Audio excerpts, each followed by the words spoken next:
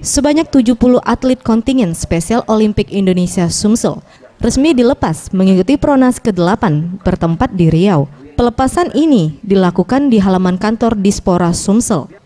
Nasrun Umar, Ketua Harian KONI Sumsel mengatakan, semua keperluan atlet baik transport dan fasilitas lainnya ditanggung penuh oleh KONI Sumsel dan atlet yang memperoleh medali mendapatkan apresiasi dengan diberikan bonus. Saya ingin semua potensi olahraga apapun dari manapun, kalau itu bisa kita banggakan harus kita banggakan.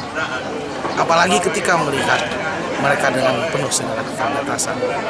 Mereka adalah juga anak bangsa yang patut kita banggakan. Maka oleh sebab itu saya punya komitmen untuk memberikan yang terbaik kepada mereka.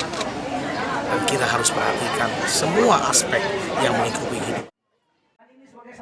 Sementara itu, Mulyaningsih mengatakan, untuk atlet yang dikirim ini mengikuti 10 cabur yang diperlombakan dengan target medali di setiap caburnya. Untuk target yang diberikan KONI Sumsel, pihaknya siap untuk mewujudkannya.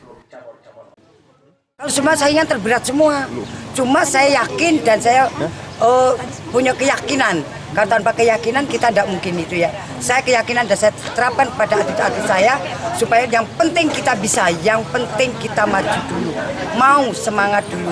Soal hasil wallahu alam, tapi kami mohon pada Allah Yang Maha supaya kita bisa membawa nama Sumatera Selatan secara baik. Spesial Olimpik Indonesia merupakan kejuaraan yang dikhususkan untuk tunagrahita yang dimainkan 4 tahun sekali.